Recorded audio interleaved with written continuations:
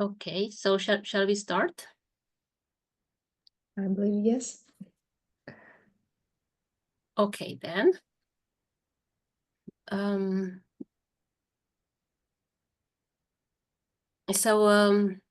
Good evening, Olena. Good evening, Chintare.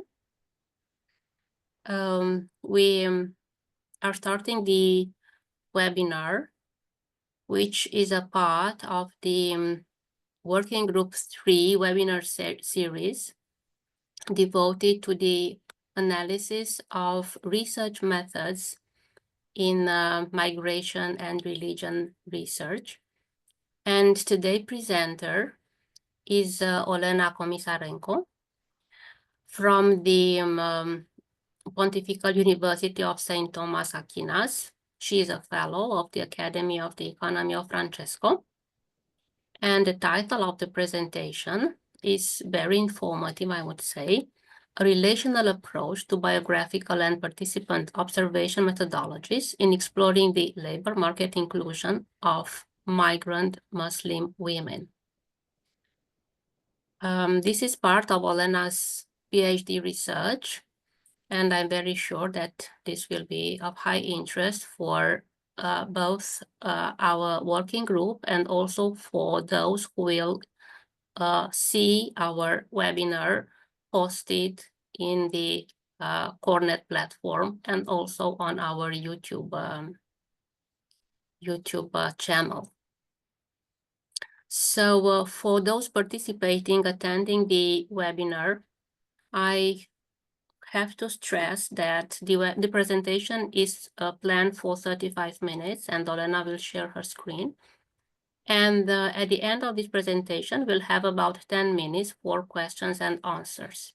So please address your questions by writing this in the chat. I think this is the best way. Or if you have some comments to address, you may raise your hand. Also, please be informed that this webinar will be registered and it will be posted on the YouTube channel of COREnet. And I assume that those of you who do not want to be seen or heard will simply keep the video camera off and also the microphone off. So this is, the time is 4 minutes past 5. Olena, I think the floor is yours. Feel free to share your screen. Thank you. I hope you can see my slide. Thank you so much. Thank you for an invitation and this introduction. And today I'm glad to present the way I have applied a relational approach to data analysis in my doctoral thesis as was anticipated. And I would like also to use an opportunity and to thank the Academy of the Economy of Francesco for financial support for this research. And next. The title of my dissertation is Role of Interreligious Dialogue in the Labor Market Inclusion of Migrant Muslim Women in Italy, the case of the community of Sant'Egidio. So while existing scholarship has acknowledged the importance of social networks and relational dynamics in shaping migration experiences, the specific potential of interfaith and intercultural activities facilitated by faith-based organizations remains under-examined. And the aim of the research was to explore how interreligious dialogue and intercultural mediation can enhance the labor market inclusion of migrant Muslim women in Italy, underscoring the significance of relational dynamics in the process. Unfortunately, we do not have enough time to cover all the elements and findings of my research. Therefore, we will just focus on the application of relational approach to data analysis. Relational sociology of Pierpaolo Donati argues that sustainable social interaction is best achieved through meaningful social interactions that foster mutual understanding, respect, and friendship, generating what he identifies as relational goods, the benefits that emerge from positive social connections. This perspective provided a valuable framework for exploring how the community of Sant'Egidio initiatives support the labor market inclusion of migrant Muslim women through interreligious dialogue and intercultural mediation. So I hope that this part would be in the interest of our network dedicated to migration and religious diversity, because this kind of aspect in the way it is perceived is already different from some other approaches. So, according to Paolo Donati, a new relational approach for addressing difference is needed. In order to better understand and manage personal and social identity in a relational manner, three fundamental types of semantics, which evaluate and differentiate identities, can be distinguished: dialectic, binary, and relational, each corresponding to different understanding of difference, as depicted in the figure on the slide. So in the first dialectic, the perspective considers difference as a negotiable space of conversation between distinct identities. It represents a meeting point where identities can negotiate and potentially reach agreements. Through such agreements are often temporary and dependent on various factors. So the other in the middle, the second one, binary, perceives difference as a clear separation, leading to discrimination and incommunicability. This approach suggests no possibility of a shared world, only the recognition of shared problems that often leads to moral conflicts. And the relational one that we're going to focus on today sees different, in this kind of paradigm, difference is treated as a social relationship. So difference itself is seen as distance, separating self from other, but the relationship between them is constructed of the identities of both.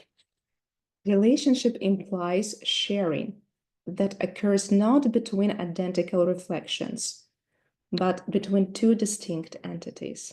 These entities, while maintaining their individuality, reveal themselves through their shared reality, such as their common humanity.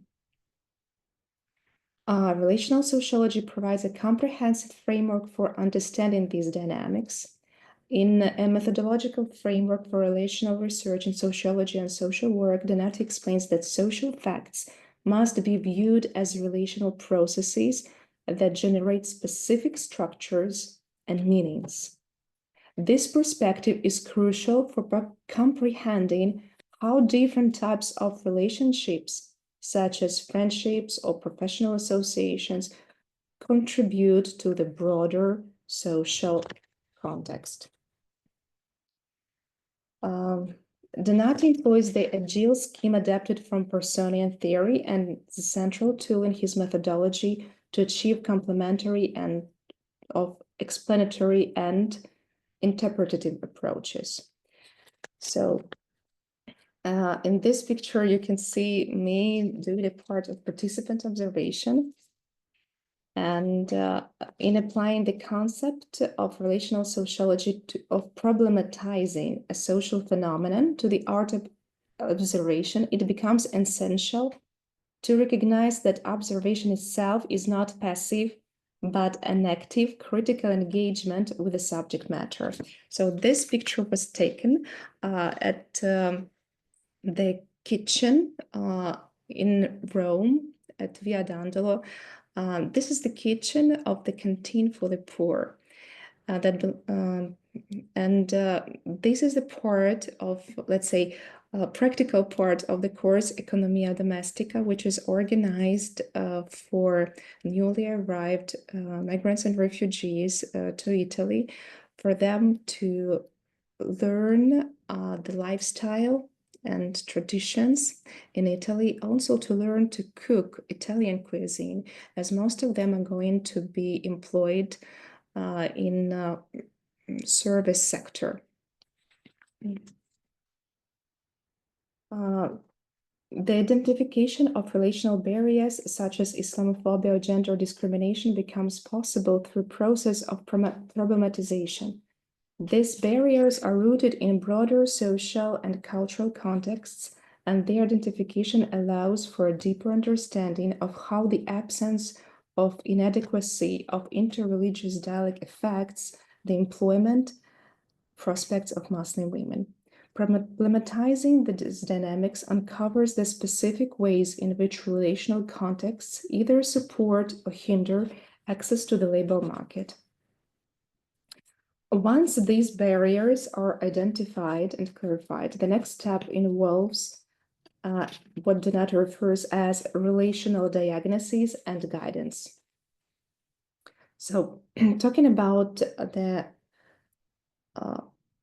biographical methodology. So this part in my research included 13 semi-structured interviews, and they were all conducted to the people who were willing to share their story.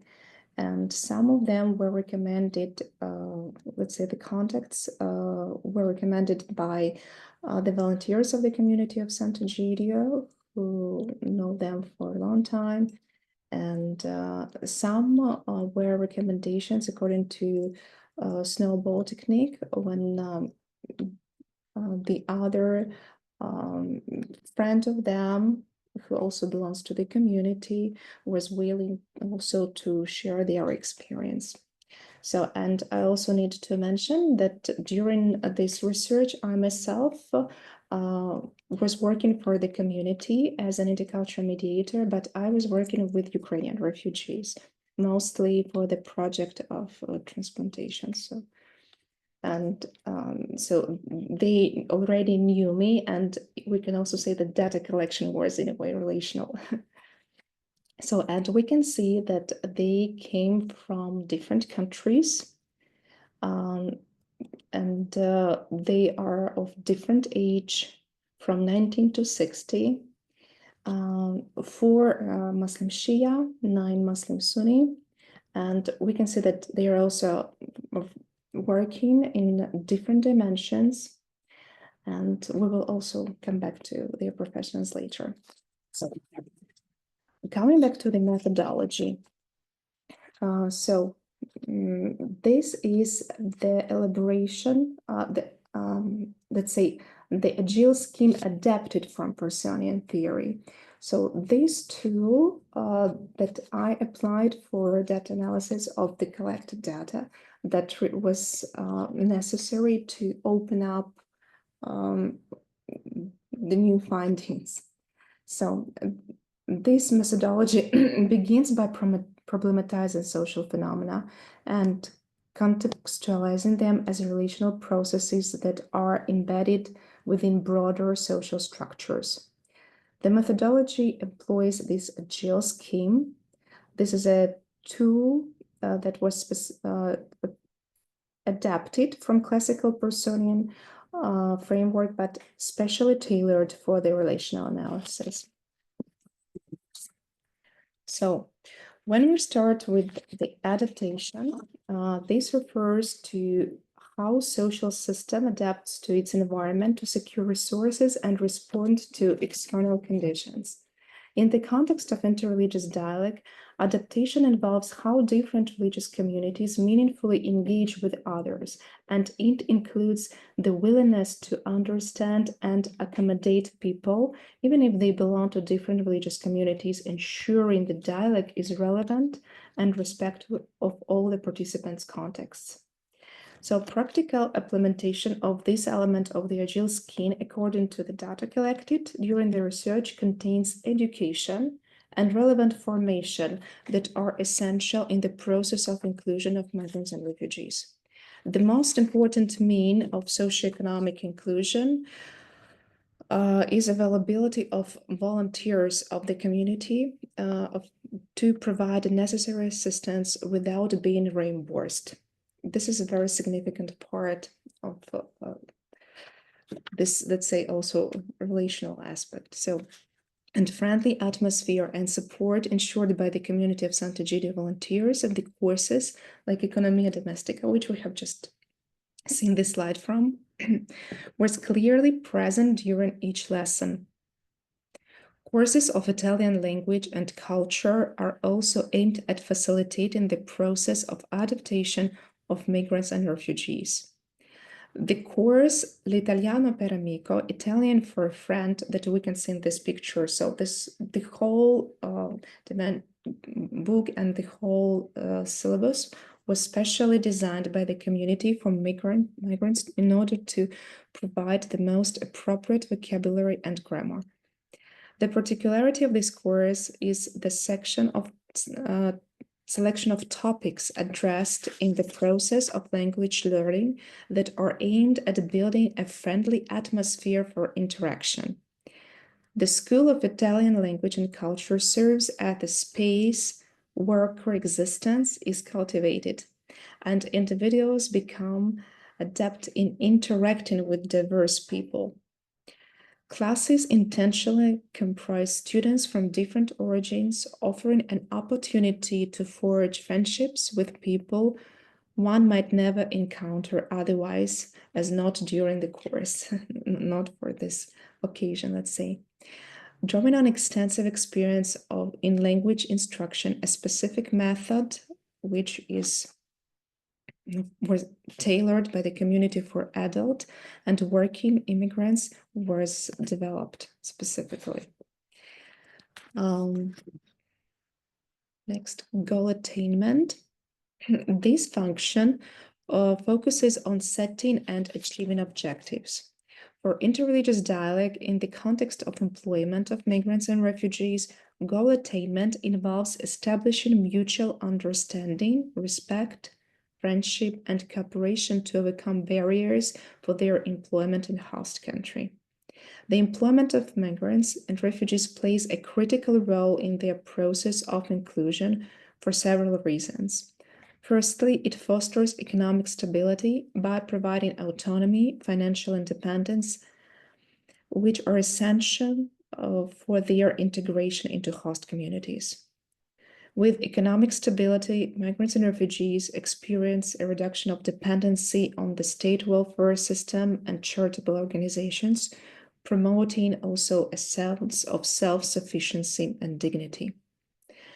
Employment also facilitates skill utilization and development, allowing migrants and refugees to apply their existing abilities while acquiring new ones. This benefits not only their personal growth, but also the host country's economy by addressing skill shortages and enhancing productivity. Therefore, having a job contributes to a sense of identity and purpose, which is vital for acculturation, as it enables individuals to feel valued and recognized as contributing to members of society. Talking about integration, so firstly, let's have a look at this picture. And we can see one of the participants of the research also shared her personal story, making ravioli with ricotta and spinach. And later on, she came from Afghanistan, and she is right now working as a babysitter and volunteers also for the community and helps at the center of where people in need come on certain days, asking for certain necessary support. So, and she also shared that she was making this dish to her family members, and also she shared that attending this course and learning this new culture and food consumption, it also improved her well-being and her physical health. So coming back to integration as a part of a GIL scheme in the relational context, it refers to the interconnection between goals, means, and the value of interreligious dialogue as a relation. In our context, considering the value that persons in situations of forced migration contribute to the host community if employed, their legal employment should be seen as a goal, while the availability of volunteers from the community to assist them and the resources of the community can dedicate to support of this assistance can serve as means favoring the employment process. So all these elements can work together effectively only if they are based on a relational approach that is rooted in interreligious dialogue at this point. So where it is necessary to communicate certain lifestyles in the process of inclusion while they are obtaining this employment and searching for their place in a host community. Without linking and facilitating relations held together by interreligious dialogue, social problems as discrimination, hostility, and unemployment are less easily resolved. So during participant observation of the activities of the community, it was affirmed the importance of a variety of informal events that were aimed at building friendship and social cohesion. Most of them were of interreligious or intercultural character, were celebrations of religious holidays together or dedicated to promotion of the values that are rooted in all the religions, like peace, for example.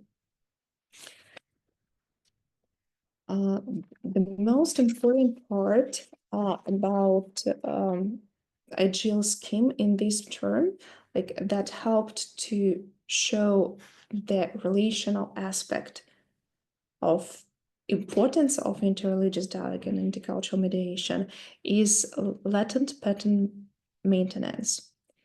This value of interreligious dialogue in this context of migrant Muslim women entering labor market can be observed in different ways. The most significant is that all interviewed women were willing to contribute to the host community through their work, and they tend to take up professions in service and care sector, and moreover volunteer to help the other migrants and refugees. So in this picture, we can see Nelly, one of interviewed women. She was born in Iran at the age of 2 when she was very small. Her family moved to Afghanistan, and she lived most of her life in Afghanistan, being a refugee. So it wasn't just being an Afghani woman, it was like being a refugee woman in Afghanistan. So, and she shared with us the discrimination that she had gone through. And unfortunately, she had to take a life risk and to trust to human traffickers to escape to Greece. And from Greece, she moved to Italy with the help of Humanitarian Corridors Project. And this was the way she met community of Sant'Egidio. And later when she arrived to Italy, she attended different courses like Economia Domestica as well, and language courses. And also she completed a certified caregiver course and with an internship at a hospital, and wants to become a nurse in future. She volunteers newly arrived refugees to Italy, and we can see this picture from Fiumicino Airport, so where she also helped with translating. And right now she part-time works as a tailor at Ecosolidare, Mercato Ecosolidare. So she reworks used clothes in the way that other people can continue wearing it. So that's mostly her activity right now, but as I anticipated, it's a as I said before, so she is willing to contribute as a nurse. She would be, she would like to work in healthcare sector. The other interviewed woman, Sabrina, who works as a nurse already at the Center for Elderly People and like hospice. So, and she came from Somalia. She is working as a nurse, and she said that belonging to and volunteering for the community of Sant'Egidio is the way for Sabrina to fulfill zakat. And she said, you don't have to be someone, you have to do something for someone. And she explained to me during our meeting that the caste has two essential parts. Besides paying charity when possible, it is not less important to help other people in need. Assisting refugees arriving in Italy is the way for Sabrina to give back. And she was helped by the community on certain stage of her life. And now she's helping the other person's institution and forced migration as a part of her religious practicing. The other interviewed woman, Sarah, studied cooperation and development in Kabul and views herself as particularly fortunate given her employment history, because she was working for an NGO in which she moved to Rome. She managed to get a position also the same international organization and where she's presently employed, and she encountered minimal changes in her professional life and also religious practicing, and the organization maintains consistent policies, procedures, and global code of conduct, along with a similar mentality and commitment to diversity, thereby providing seamless translation in her employment experience. She moved from Kabul together with her family. There were 4 sisters, and they came with exactly on the first days after the Taliban regime come. So, and her sister Mary, who works as a part-time journalist, moderating social media platforms of and she also translates articles from English to Pashto, and she is working for migrants and refugees as well. She expressed her view that when representing her country, she preferred to showcase of all Afghanistan rather than focusing on a particular community or ethnic group, especially given the suffering of Hazara people within Afghanistan.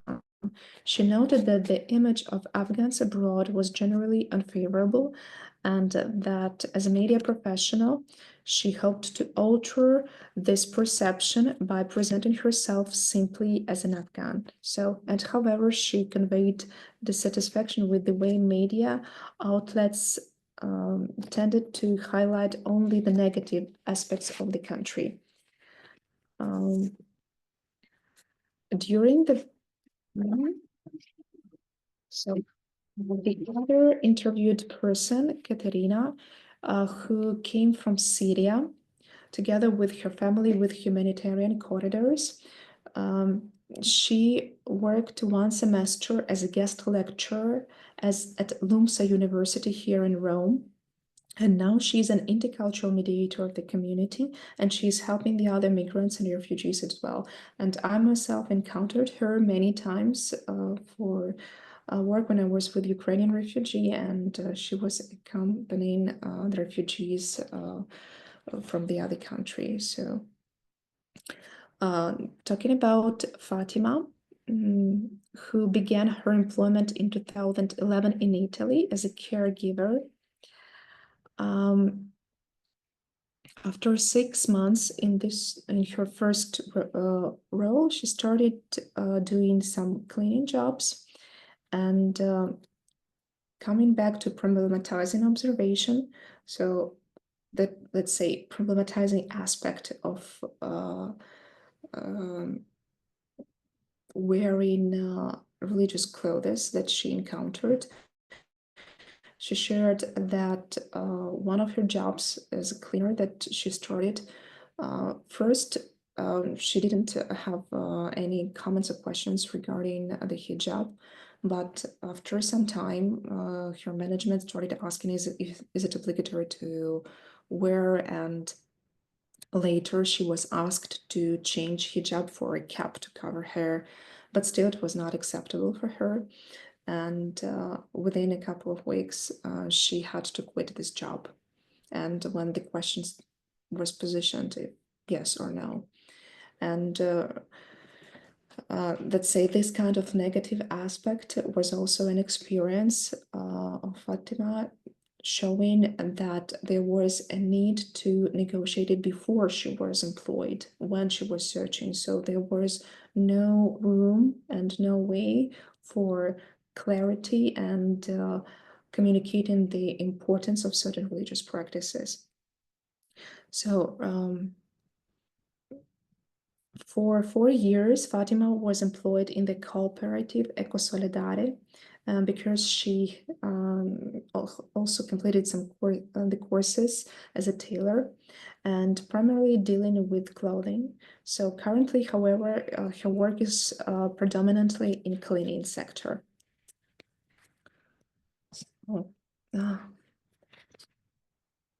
So now in this photo, we can see Narisa on her way to Italy.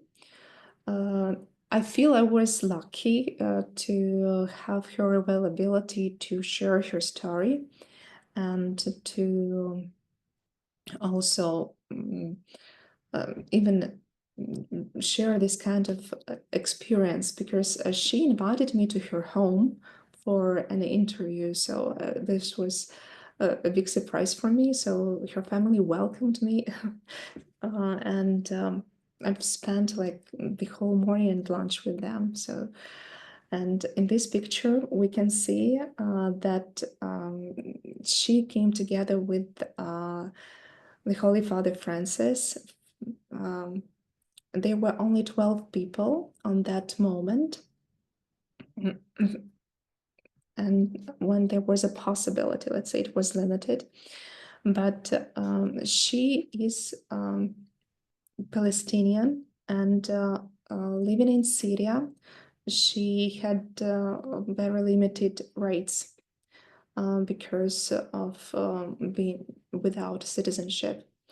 And only after marrying a Syrian man, she could obtain a citizenship. And then they had to escape to Greece. And from there, they came with humanitarian corridors program. And with this very special, let's say, occasion and availability of the Holy Father, she moved to Italy. And talking about employment, the role of the community was essential, because for the first half a year, to build trust and establish, let's say, collaborative relationship between employer, that is Gemelli University, and her. She's working there for many years. She's been working for many years there already. The first half a year of her salary was paid by the community. So employer was not paying her salary directly. And after 6 months, they have made her a contract, knowing her dedication and already knowing her as a person and trusting her. So she was employed, and now she has a formal contract and works there steadily. And so, no, not yet. And I would like also to share the contribution that makes Karima, a mediator from Afghanistan who assists migrants and refugees in settling in Italy. Her service primarily focuses on aiding individuals with serious health issues and encompasses both physical and mental health. Karima also supports this person in their integration, accompanying them to job interviews and aiding in employment acquisition. She highlighted that several migrant Muslim women whom she has assisted with job interviews now work in service sector in such roles as hairdressers, waitresses, etc. So in conclusion, I would like to say that interreligious dialogue, conceptualized as a relational good, fosters relational transformations, which are essential for migrant Muslim women's labor market inclusion. Through friendship, trust, and resilience, the Community of Sant'Egidius initiatives provide a practical model that illustrates how interfaith understanding can directly counteract the isolation and the barriers faced by migrant Muslim women. Vocational and language courses, individual interaction with involvement of intercultural mediators, and creating spaces for encounter by the community reshape social structures to be inclusive and equitable. This study concludes that fostering interreligious dialogue within relational frameworks holds transformative potential for social inclusions, providing a relational pathway to address complex social challenges and create positive societal change. Thank you. And I would like also to, before complete conclusion, explain this photo, because in this photo is Natalie, who is holding a dish, a typical Italian dish in which pork was substituted by turkey when we were cooking. And one of the ways also for them to find the way serving to the families, being able to purchase, cook, and also consume food together with the family where they work is also by adapting also some recipes. So thank you very much, and I would be very glad now to pass to question and answers. Thank you very, very much, Olena. It was a very interesting presentation and very, very insightful. And firstly, I would like to ask the participants to address some questions. If they would like to write these questions in the chat box, this would be great. If I'm checking, at this moment, there are no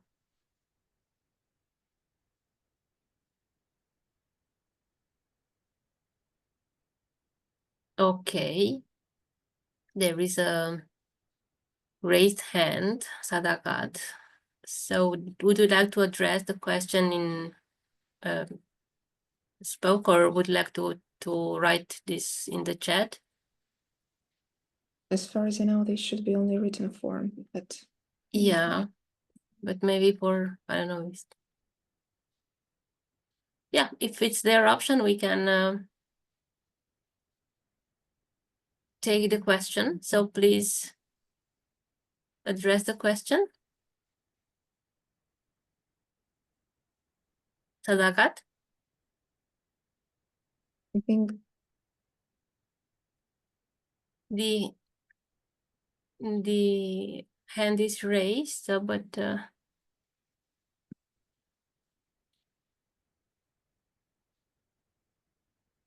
I'm concerned about the technical aspect. I'm afraid we can accept them only in written form. okay, so Sadakat, please write the question in the chat. And meanwhile, I will have a question for Olena. So the presentation and the whole research was very interesting and quite complex. And I would like to ask you if this variety of participants was more a barrier, a challenge, or an opportunity in the research process, because you have participants of various ages coming from various countries, also with various backgrounds in terms of their arrival to Italy. So I assumed it was a bit complex to manage the whole group. So how did you perceive this heterogeneity?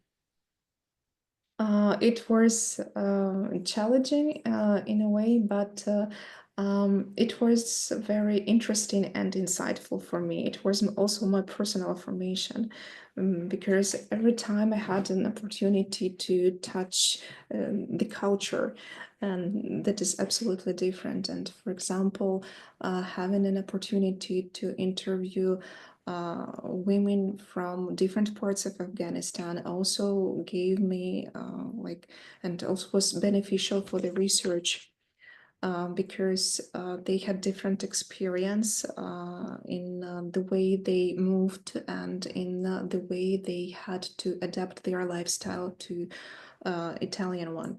So, and also the diversity also showed how different were their experiences in adapting their lifestyle to Italian, to the needs and to, let's say, Italian culture.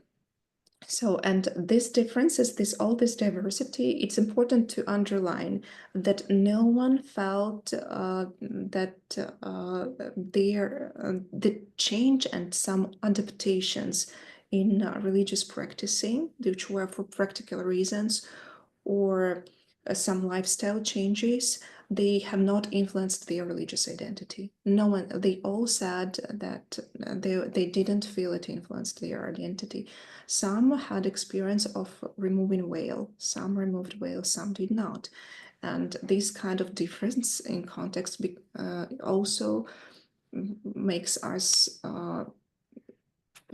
think of the importance of involving intercultural mediators in the process of adaptation. So when there is a person who bridges the culture and supports in different stages of obtaining employment, because for some professions, for example, let's say there are four main dimensions of adapting, let's say, practicing that can be necessary for practical reasons. First is clothes, then we're talking about food, halal. The problem lies is not just in consumption, in buying and cooking pork and alcohol for Italian families, or let's say for Italians. That this is quite problematic, and if it is really important for the person to not do it, it should be communicated from the very beginning. And the other kind of employment, which is not related to cooking but still can be in service sector, can be found. So this is where the dialogue and mediation are important. The other are daily prayers, timing, if it is acceptable for the person to unite the prayers or not. So it is also important to know what kind of schedule she has, and if she has some time for break when during the working day, what are the hours. And the other is official holidays, celebrating of official holidays, because it happens very often that they ask for a day leave when there is a religious holiday. So, and it depends on the employer to accept it or not. And some also provided as paid, some unpaid. So this is also the other dynamic. But it is very useful and good to communicate it from the very beginning, because if the family moved, they tend to find more ways to celebrate it with the family. So this is what they shared. And for economic reasons, some just unfortunately can't afford asking for a day leave. So it's still very practical. and this kind of individual aspect that this diversity that showed also it was quite challenging that to me, but still very interesting. And the interviews are very different in lengths and in structure. I mean, like, I did have the plan, the questions that I have prepared in advance, and they were also asked to sign informed consent form, but every time it was absolutely different dynamic. And I felt that when they agreed to share their story, they had something inside they wanted to share. And besides the questions that I was asking, they were not yes, no. So this is also where relational part is essential. So also to understand, maybe there is a message that I was not aware about, I didn't expect, but still is relevant to understanding the importance of interreligious dialogue and intercultural mediation in the process. So which I didn't know before. That's why we make research. That's why we talk to people. That's how we collect the data. And this was the whole positive experience for me. And especially cooking together was really wonderful. Yeah, thank you. Thank you so much. So again, the chat is still we have no questions, no written questions in the chat, but there is something in the Q&A. The question is why the study was about only Muslim women? Is the number of women more than men? Thank you very much for the question, Sadakat. Yeah, this is a good question. And I initially wanted to limit it to the Afghanistan, because at that period of time when I started the research, and the problem is about difficulties in obtaining employment. So analyzing statistical information about discrimination and employment, women showed more difficulties in that. So statistically, just for statistical reasons.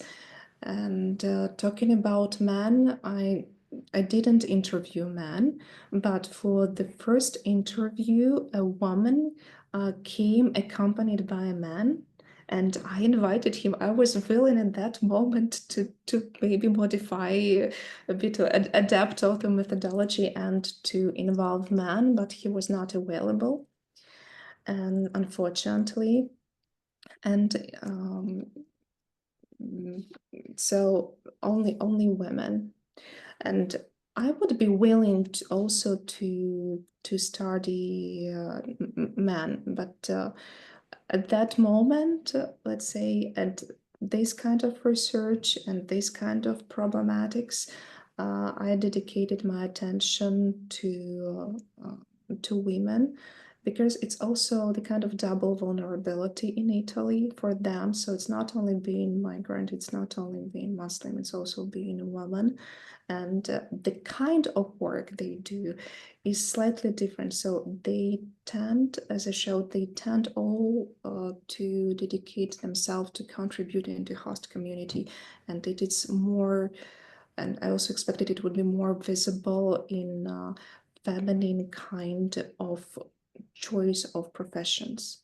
So, but yeah, yes, I would gladly interview men and see how the role of interreligious dialogue can be also beneficial for their employment. And honestly, I don't doubt that involving intercultural mediators and also studying the role of interreligious dialogue in the way men obtain employment in host communities, it would be also interesting to see, but from a little bit different, with a bit different adaptation of methodology. So